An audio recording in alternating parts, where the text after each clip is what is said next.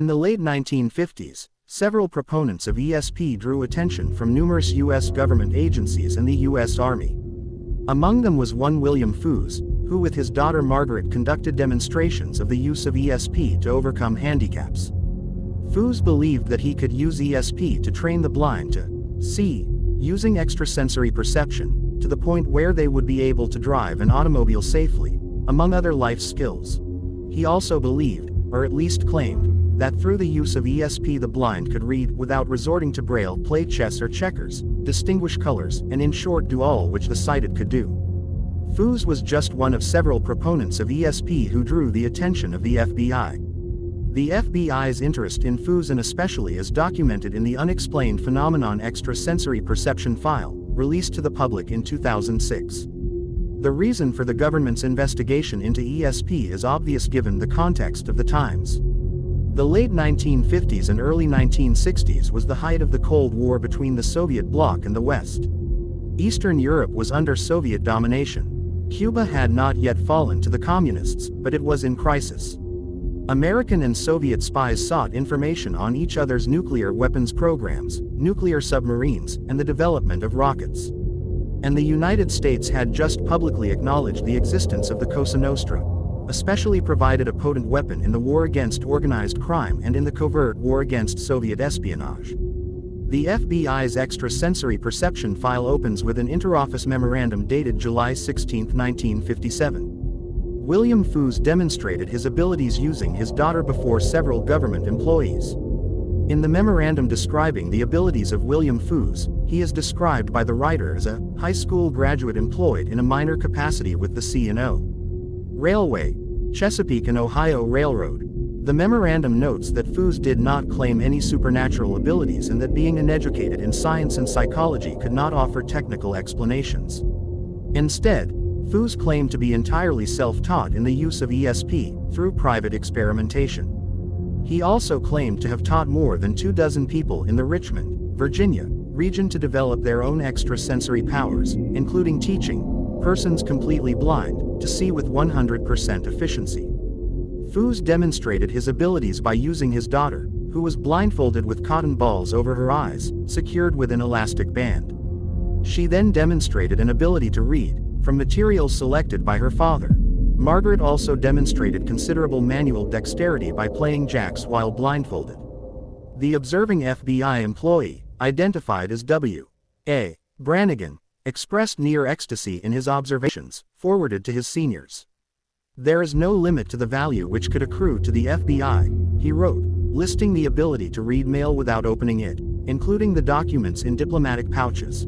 He recommended the FBI further investigate the abilities demonstrated by Margaret and William Foos, bearing in mind the tremendous potential to the FBI should these claims be well-founded. He also attached a summation of newspaper articles which had appeared in Richmond papers, describing demonstrations offered in the region prior to the demonstration he attended in Washington. Among the newspaper articles was one which described Foos as having received a state corporation commission charter for ESP research. The ESP files are heavily redacted in some cases. Some of the documents in the FBI's ESP files are heavily redacted, both in the identification of correspondence and the contents of the documents. One document which is nearly completely readable addresses a demonstration given by Foos to representatives of Army intelligence on August 6, 1957. The memorandum suggests a similar demonstration by Foos for the CIA held on August 8. The memorandum reports Army intelligence had not determined whether the demonstration proved Foos' claims, and cited several others who determined the claims had not been proven. Among them were the President's Committee on the Employment of the Physically Handicapped, the Blind Veterans Association, and the Veterans Administration, the precursor of today's Department of Veterans Affairs. The latter pointed out that Foos had declined to submit to scientific testing and analysis in rejecting his claims. Another memorandum describes the August 8 demonstration, attended by an FBI special agent at an Arlington, Virginia, motel. The agent summed up the demonstration by first noting his lack of qualifications to judge on the ESP ability of any person in the demonstration. He then went on to note that all demonstrations were merely tricks and can be explained logically by qualified performers in this field. Clearly the special agent writing the memorandum remained unimpressed with Foos' ESP abilities, relegating them to the field of the illusionists. Yet FBI interest in ESP continued. It also expanded into the field of telepathy, the ability to convey messages through thoughts. CIA and military intelligence agencies conducted parallel research into the fields at the same time. The FBI conducted investigations into those investigations. The Air Force attended demonstrations of mental telepathy in 1957. Henry Puharich was an American-born parapsychological researcher, who obtained his MD from Northwestern University in 1947. In the early 1950s, he presented several papers on the subject of parapsychological research, drawing the attention of the CIA and defense intelligence agencies. The interest of the CIA and military intelligence drew the attention of the FBI. In September 1957, FBI agents interviewed the chief of the Aeromedical Division, Air Force Offices of Scientific Research, One Drive. Savely. Dr. Savely stated he had visited Puharich at his facility in Maine, described as a 20-room mansion on a 60-acre estate at Glen Cove, Maine. Among the subjects discussed were from whence Puharich obtained his funding for his research, and what sort of experiments were carried out. From Dr. Savely, the FBI learned that Puharich was funded mostly through private donations and that his experiments were largely in the area of communication through mental telepathy.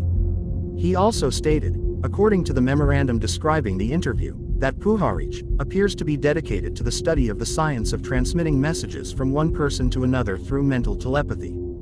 Dr. Savely was also of the opinion that Puharich's work is worthwhile and that Puharich could do some good in this field. Evidently, Puharich's political leanings were also discussed because the reporting agent noted that Dr. Savely knows nothing of a derogatory nature or anything concerning subjects' political feelings or affiliations. Hoover was informed of the investigations into parapsychology in 1957. September 6, 1957, memorandum addressed to Clyde Tolson, the number 2 man in the Bureau and J. Edgar Hoover's longtime companion, describes the demonstrations by William Foos. It also notes the interests of the CIA and military intelligence in the demonstrations. It also describes demonstrations to the CIA in which a boy, unidentified, demonstrated the ability to read the contents of a closed briefcase, as well as being able to read documents in another room. In other words, Foos had demonstrated the ability to read through walls. The document points out the Bureau conducted a discreet background check on Foos and has found that Foos is regarded as a well-respected person. It has long been known that anything which went to Tolson went on to J. Edgar Hoover, though often without leaving a corresponding paper trail. Evidently, orders went down to learn more about the miraculous ability to read papers in closed briefcases or through walls. Another memorandum, not addressed to Tolson but to Alan Belmont, then the number 3 man in the FBI hierarchy, is in the file. It states the ability to read through walls is strictly a rumor which has been circulating around the government. The same memorandum stresses the opinion, Foos has not come up with any capability which could be of assistance to U.S. intelligence. The memorandum notes, however, that according to an identity redacted, CIA, nevertheless, plans to follow any additional reports concerning Foos' work. By late 1957 the FBI, evidently, was unimpressed with Foos but continued to investigate his activities regarding other agencies of the government and report on his findings internally. The military continued to pursue uses of telepathy and ESP. In June 1960, the New York Journal American published an article by Ruth Montgomery, Spying by Mind Reading. It described research and experimentation conducted by the U.S. Army Intelligence Service into the use of mental telepathy. The article speculated the Army envisioned reading the thoughts of Soviets as far away as the Kremlin, using agents trained for the purpose. Apparently, it caught the eye of J. Edgar Hoover. A memorandum from Alan Belmont in the file states Hoover asked, "Is there anything to this?" The memorandum summarizes the Foos investigation years earlier as evidence that there was little to the subject of value to the FBI.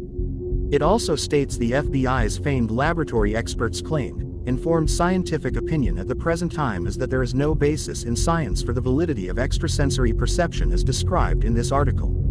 Another memorandum addresses Hoover's interest in ESP experiments conducted at Duke University. Research and experiments in the field had been conducted at Duke since 1934, making them one of the world's leading authorities in the field.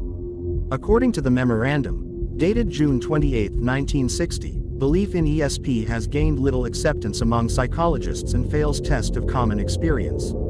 Nonetheless, Hoover's interest continued, leading FBI investigations into the field to go on. The FBI continued to monitor the CIA and defense intelligence agencies as to their interest in the field of parapsychology, as well as the increasingly suspect William Foos. FBI files indicate that foreign police agencies, including those of London and the Netherlands, were queried over their opinion of the usefulness of ESP and clairvoyance during the early 1960s. Thanks for listening. If you enjoy this podcast, be sure to tune in every Sunday for a fresh episode.